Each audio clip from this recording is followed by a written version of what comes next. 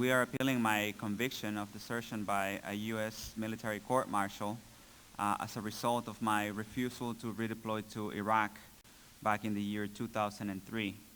The reason I refused to go back to Iraq was that I disagreed with the rationale behind the war, but more so than that, it was that based on my on-the-ground experience, I saw that the rule of law was being violated, that the integrity and dignity and the sovereignty of the Iraqi people were being violated on a daily basis and in a very systemic way.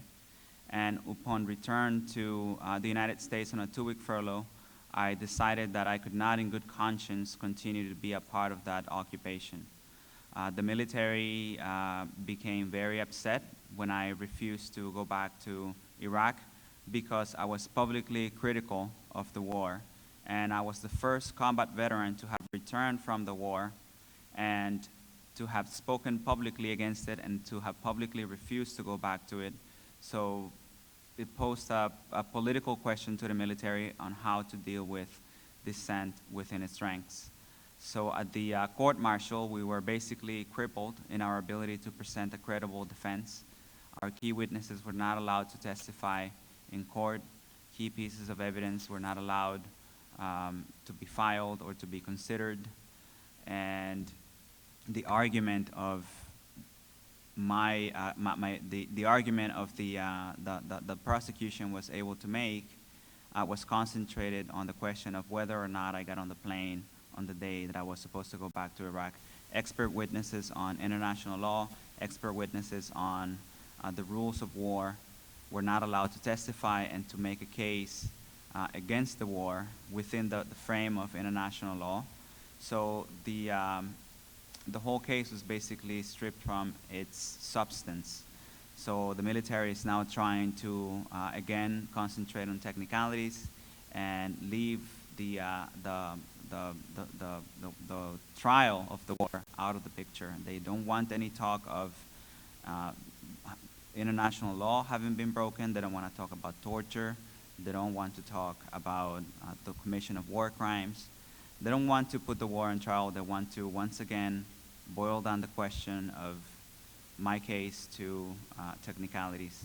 Hopefully, we will be able to defeat this conviction, not only for the sake of my own name, but more importantly because we find ourselves at a time, almost 6 years later, when I am appealing this case, and yet yesterday, the same day that the Center for Constitutional Rights filed my case, another soldier was being tried for refusing orders to Afghanistan. His name is Victor Agosto. Agosto is now in jail, sitting in jail for 30 days for his refusal to go back. So the appeals and the resistance continues.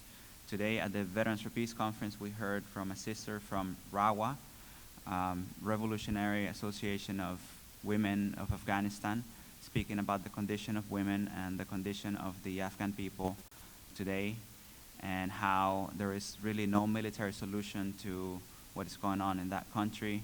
The people are being brutalized not only by the puppet government of Karzai, but also by the parliament, which is being ruled by warlords and with the support of the United States. And yet here in the United States, we have soldiers going to jail for refusing to go back to, precisely to that occupation. So this is something that we're doing not only for my personal case or for the case of Victor Agosto, but we are doing it because we're trying to set a precedent. We're trying to open a door for people who are dissenting against these wars to be able to have a fair forum in which to speak about their experiences and to lay out a case against illegal and immoral occupations.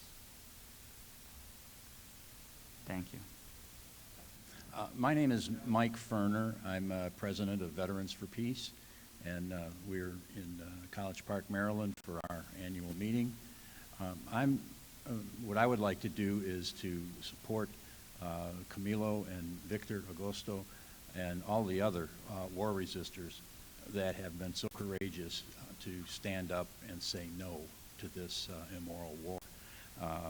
We talk a lot about heroes in this country, and a lot of the celebrities that we give hero status to frankly, it's kind of questionable whether they ought to even enjoy that status.